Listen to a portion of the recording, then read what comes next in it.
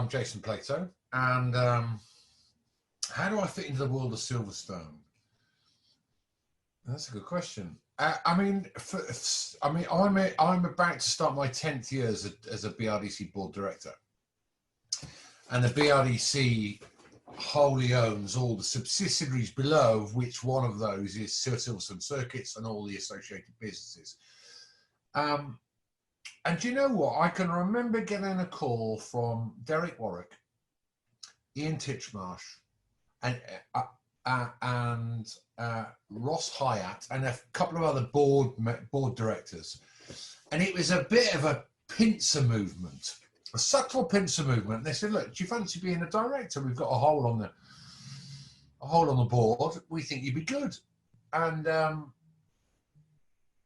And you know what? I've loved it. It's been really, really great. And we've seen some really terrible times at Silverstone, you know, business-wise, some really tough years.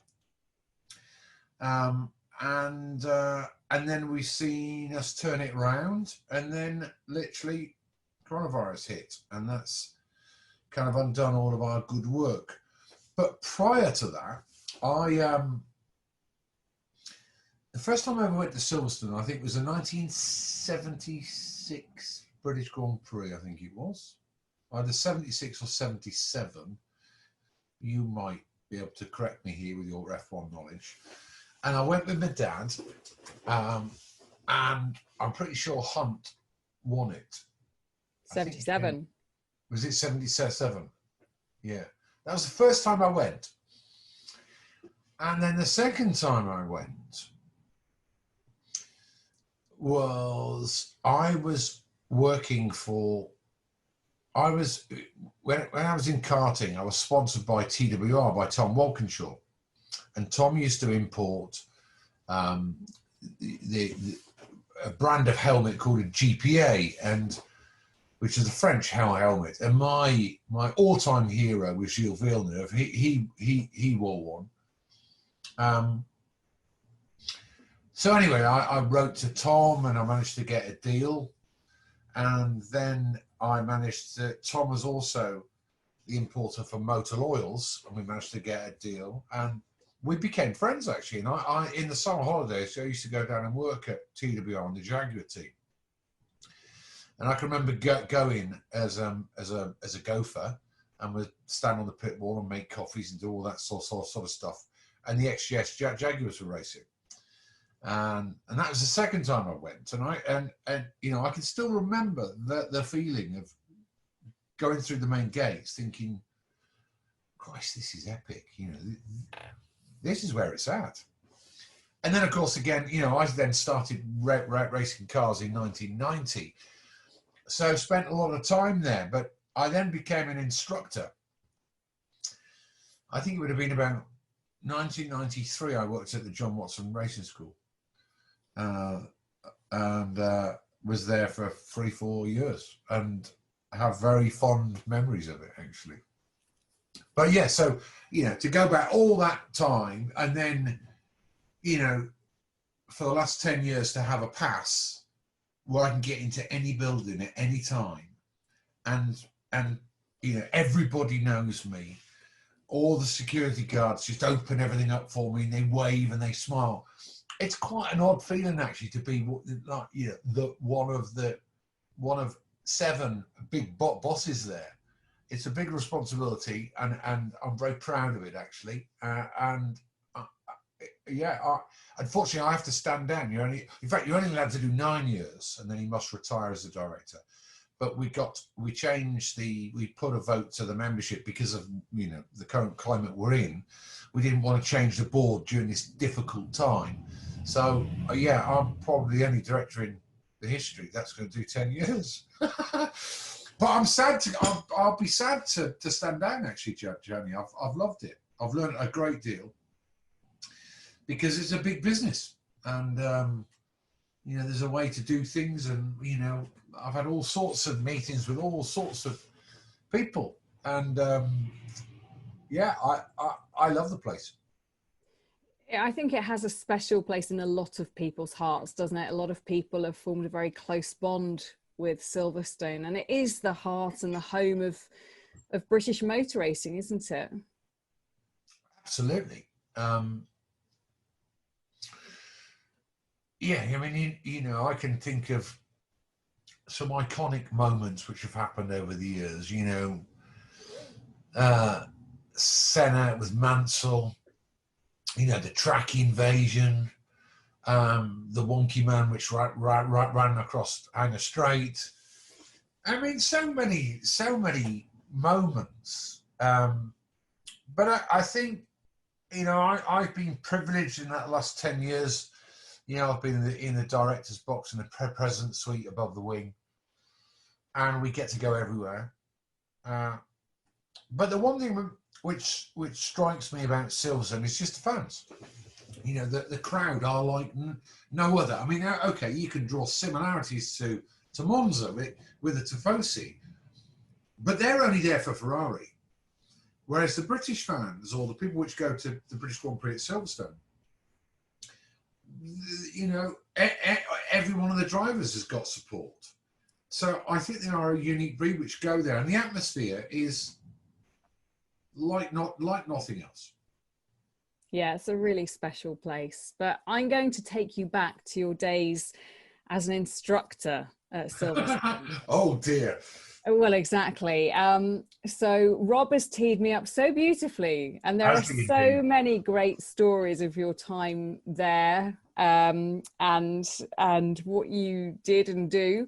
And so tell me, first of all, what's life like as an instructor at Silverstone? Well, back in those days, in the round, it was great fun. It was great fun. It you know, I viewed it as how shall I tee this off? You know, instructing for me was a way A, to earn a few quid, but more importantly, to earn a few quid by not getting a proper job. So then I could keep focused on my motor racing. I was out. Okay, I was. You know, there weren't racing cars we were driving, but they were track cars. But more to the point, I was on a track nearly every day of the week, or most days of the week, and was, you know, getting paid, not much, but it kept the wolf from the door. But it enabled us all to concentrate on our motor racing without the stresses of having a 9-to-5 job. And I think all of us are technically unemployable anyway back then, because all we thought about was cars. Racing cars, but you know, it was they were great days. There were great camaraderie between the instructors, and I guess out of the core bunch, you know, there'd be, on the very big days, there'd be maybe 30 odd instructers, and out of those 30, there'd probably be 10 which were the core main Silverstone instructors. So we would get all the, you know, if you're in that core bunch, we get the small days, the medium days, and the big days. And consequently, we were working pretty much 6 days a week, or 7 days a week sometimes if we wanted to. And the camaraderie between that main core bunch was great. You know, we all got on. It was a laugh a minute, and you know, and there were some very humorous individuals there, but you know what? It was hard work. It was hard work. There's a lot of responsibility. We've got to keep people safe, and the big thing is it can be quite monotonous. Because, you know, instructing people who've never driven on a track, they all make the same mistakes. None of them listen. They all think they're great, and they're not. They're simply terrible. So of course, it's kind of just repeating the same thing. Oh, you know, please don't turn the wheel until you get to the cone. I mean, I've probably said that 1 billion times in my life during a 3-year period. Do you know what I mean? But what kept us all sane was just how much good fun it was. You know, we were all, there was a lot of hijinks, a lot of practical jokes, a lot of stuff which went on behind the chief instructor's back. And also, you know, the boss of the driving school back then was a guy called Paul O'Brien, who's Eugene O'Brien's older brother. And Paul was quite hard work, which, you know, now I'm on the inside, I know how difficult his job was. But nevertheless, he was quite hard work. So there was a lot of stuff which went on, which nobody really upstairs knew was going on, and that kept us sane. So yeah, you know, great days. Very fond of, you know, a few of the instructors from the old days. So tell me the one about you fainting in the briefing sessions. I see now. I'd forgotten about that, but I've remembered it. Do you know what? I do recall fainting once, or pretending to faint in front of a really attractive girl, and it was a killer line. So I thought, but now looking back, it was awful. And I fainted, pretended to. She kind of came to my aid, and she said, "You okay?" I said, "Yeah, it's fine. I've just fallen for you." but that wasn't like a serious chat-up line. It was just for the lads' entertainment. Oh my goodness me, that's it's amazing. A shocker, that, isn't it? I mean, yes. Please don't say that you're now married to her. Oh, thank God! Thank God, someone would have me. Yeah, apparently it was quite a regular thing that you'd take to fainting during a briefing and then just carry on as if nothing had happened, just to kind of catch people out, make them feel a little more at ease and forget their nerves. Yeah, we used to do lots of things. You know, I can remember my old man, when I started karting back in 1980. He was he was like the dealer principal of a BMW dealership in the northeast, and I can remember. Well, basically, this car was someone owed him a couple £100. Didn't want to pay him the readies. They had a racing car. He said, "Well, I'll have that instead." And basically, he bought it or you know, contraed it so that him and his service manager could run around the petrol pumps on a Sunday when the garage was closed. Because back in those days, all garages were shut. Anyway, I used to spend basically most weekends down at the garage, either helping out, helping lads in the workshop, or whatever. And then on a Sunday, we'd go down there, we'd get the car going. And I can remember my dad showing me one Saturday, and him and his sales manager were giggling, and it was like an in-joke. And I said, "Look, what's going on?" And he basically said, "Look, this potential customer's going to come in. I'm going to walk him round the showroom in a figure of 8 backwards. Watch." I'm like, "What?" And anyway, my dad, because he was a salesman, was really interested in how you can do things to people without them knowing you're doing it to them. Anyway, he did. He walked him round. So I became quite interested in this, and one of the things we used to do at the racing schools during the briefing, of which there's quite a lot of information to get across to, you know, an audience of say 20 people, particularly on a corporate day when they all know each other. And I don't know if you've ever done, you know when you go skiing, you get skiing lesson, or you go water skiing, you don't really listen, do you? You miss lots of juicy bits of information. Well, I just talk during this, you know, if I was running the briefing, I just start talking absolute nonsense and say things like, you know, when you get in the single seat, the first thing you've got to do is you'll find 2 big bits of cheese behind you. You've got to pull them to the side, and it just used to wash over people's heads. And there was 100 other things we do. And one of the things, you know, now my memory is starting to work again, was this. Just stop in the middle of a briefing and people were like looking around and then start again as if nothing would happen, or fall over or do something weird. That's just my daft sense of humour, I guess. Well, I think that's brilliant. It's genius. Just to make sure everybody's paying attention. Yeah. Do you have a day that you look back on in your career as an instructor and think, yeah, that was blinding, that was a great day? Well, in terms of days which made a difference to my career, yeah, I mean, I can remember a couple of those days. I mean, there was always a you know, a law, a rule at all of the racing schools. And I used to work predominantly at Silverstone, but occasionally did some days at Brands Hatch or a couple of other rally schools. And you know, the golden rule was do not, under any circumstances, approach corporate clients, corporate guests for sponsorship. End of. Don't do it. Not allowed. I didn't listen to any of that, and nor did anybody else. And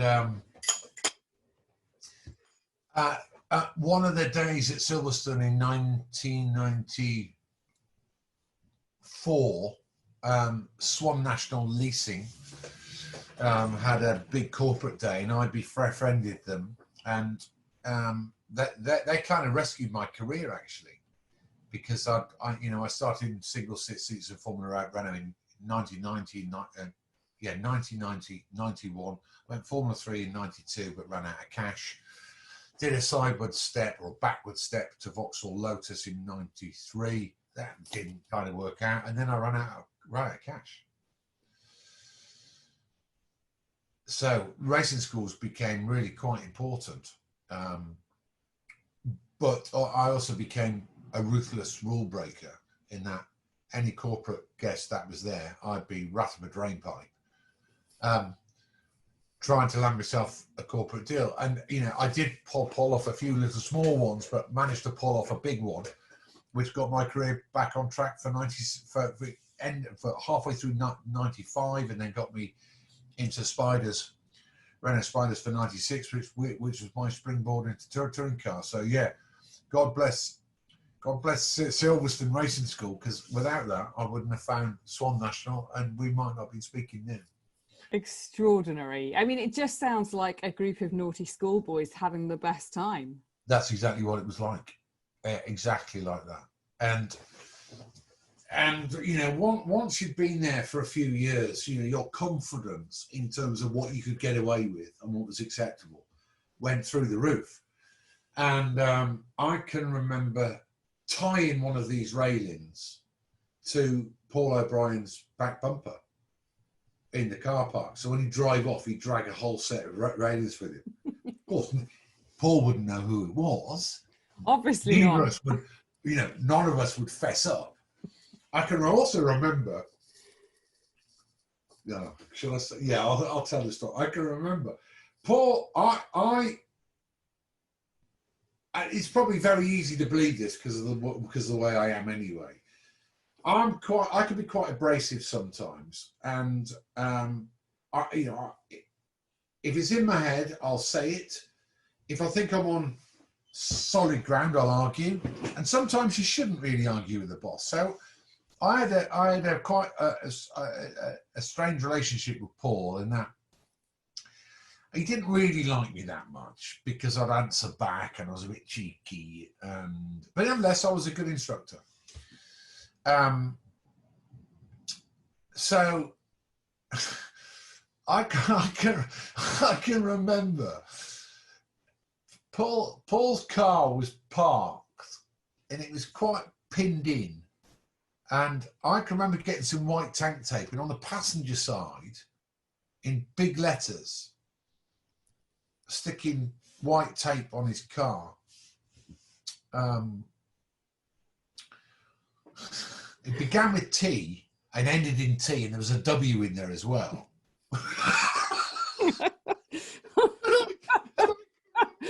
Sticking this on, and lo and behold, we'd all be kind of hid in a hangar, watch Paul go, and off he went. Paul was like an hour drive home, and he was none the wiser. And guess what? He came back the next day and he was still on there. So yeah, I can remember that. That's I'm probably not recommended to do now. No. I mean, those were the old days, and you know, very much like it's very serious now. You know, and it was less so serious in those days. You know, you're allowed to be fun. It's okay. It was great fun. It was great fun. Okay. Yeah, I mean, you know, we had an absolute ball, and you know, I also had There was not my first love, but I had quite a serious relationship with a girl which used to work at Silverstone, actually, a guy called Sue. And so I used to just, at some point during this period of time, I was with Sue. We kind of lived together just around the corner in Silverstone Village. So yeah, it's been quite a big part of my life at Silverstone. Everybody loves to know a good celebrity story when it comes to the instructors, because everybody goes and all these stars get to drive in fast cars. Now I hear you have quite a good story when it comes to I know Girls Aloud. Absolutely. I still every now and then watch the clip on YouTube. It was a fifth gear film. Well, first of all, I got the call from production. They said, look, we are you available on this date? It's the only day we can do it. We think we might have Girls Aloud, and what we want to find out is which member of the band is the fastest. Absolutely, I'm free. So the plan was I would do some instructing in first off in a skid car. Then I'd go in a 911, Porsche 911, of which I would drive, and then instruct them. Then they'd all get the same amount of time in the car. Then we get the stopwatch out. But we also get the stopwatch out on both the skid pan to see who is good at that, and also on the lap times. And this was around the international circuit. Or the South Circuit, no, not the International, the South Circuit. And whoever was the fastest would get to drive a Lamborghini, which we'd organised from Lamborghini UK. Was it an Aventador? It was a big fast thing, proper big fast thing. Anyway, they were bringing it up. So anyway, I get there early doors. No Girls Aloud. Like, where are they? Well, they're in makeup. Well, what do you mean they're in makeup? We're filming outside. We're not in the studio. And they were in makeup for an hour. Anyway, they then breezed in with, and this was my first experience of being with at that time, I guess they were the world's biggest pop band. God, the amount of people they had running round after them. I mean, literally, it was unbelievable. Bear in mind, they're kids. They were just young girls, and almost people would be feeding them things. In fact, they couldn't even pick up a sandwich. Someone would feed it to them. It was hilarious. But anyway, we did this setup in the driving centre. We were all kind of sat around in a little circle. I walk in, introduce myself, meet all the girls, and then explain to them what's going on. And anyway, we started this little piece to camera, if you like. And Cheryl's not there. And I'm like, oh Christ. I said, where's Cheryl? And then I forget all the names actually.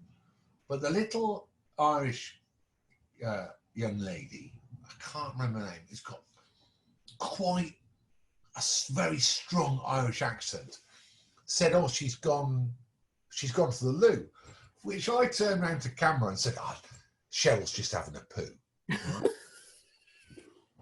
Not thinking they would put that out in the edit, but they did. But unbeknown to me, one of their many entourage had told Cheryl that I'd said that, and the cameras were rolling. Anyway, she gets back.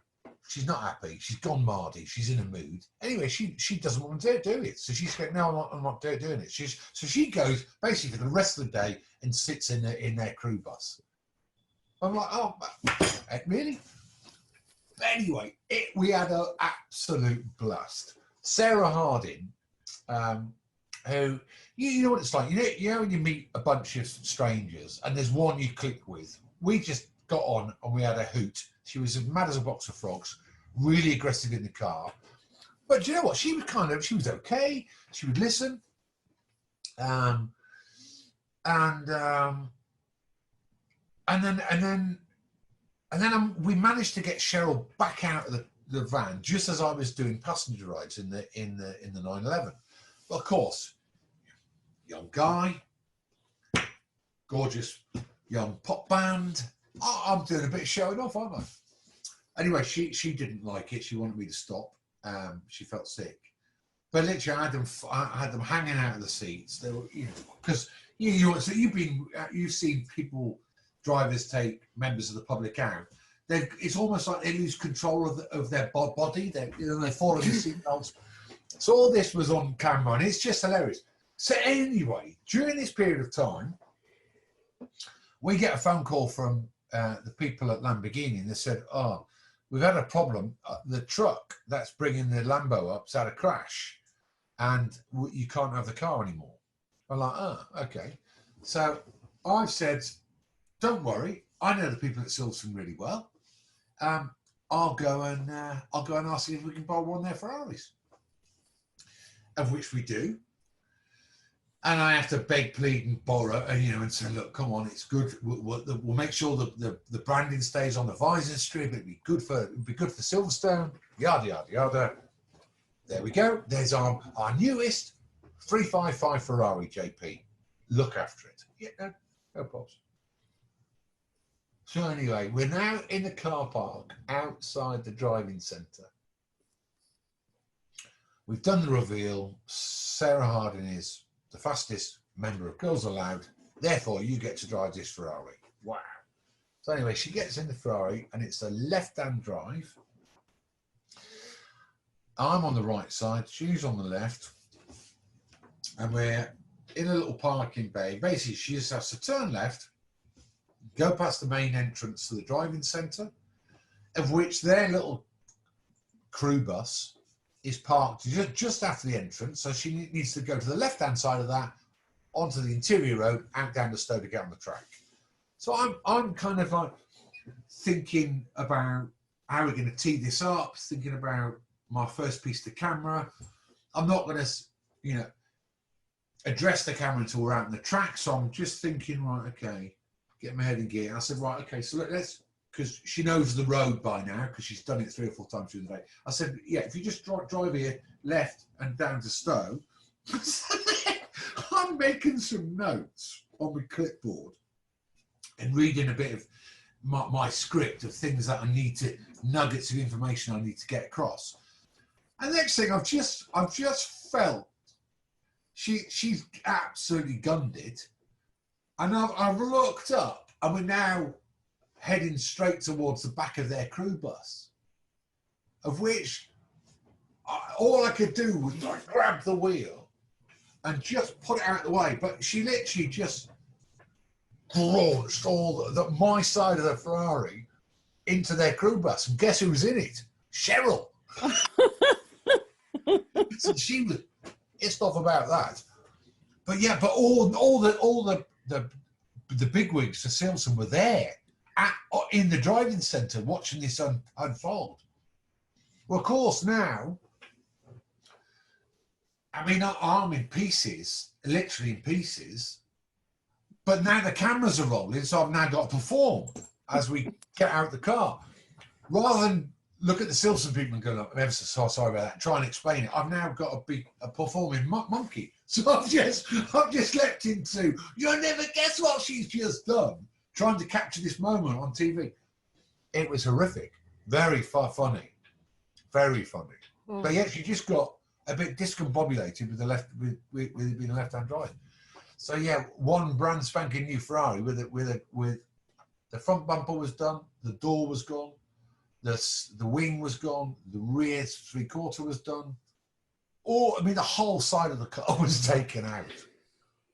Yeah. Did you just take it back to Ferrari and go, thanks very much, bye? No, it's Silverstone's car. It was their own car, their brand new track car for doing passenger riding. I did not go to plan. No, it didn't. But do you know what? It got millions of hits on YouTube. So Silverstone were ultimately happy in the end. And yeah. Dear God. Yeah. Never work with children, animals, or Girls Aloud. Well, I haven't, so I'm all right. Huge, you see. I'm gonna have to wrap things up. But what would you say is your, I suppose, your all-time favorite memory of being an instructor at Silverstone and those kind of heady days of celebrities and stitch-ups? You know what, Jenny? It's really difficult to pick out one because there were so many brilliant days, and even the days where, oh, do you know what? It was belting with rain, and we had to be outside in the elements, doing a single-seater course or on the rally stages or whatever it may be. Do you know what? They're all really good, fun days actually, and you know, we like you say, you know, we got to meet lots of interesting people there. I mean, you know, I became, good Lord, how long ago was this? Maybe it's 20 years ago. You know, that's where I met James Martin, and we're really good mates now. You know, I taught him how to drive an F1 car at Silverstone, which he then went on to buy. But so many brilliant, fun days where ultimately it's about the punter. You know, the punter's got to have a great day, and it's very difficult. I would say it's almost impossible not to deliver that, because they're at Silverstone, they're driving the Grand Prix circuit or the national circuit or whatever it may be, and you know, they're out of their comfort zone, and they've got really good instructors who are all racing drivers, all know what they're doing. What's not to like about that? Oh, Jason, it's been an absolute pleasure. Thank you so much for your time. I really appreciate it. Not at all.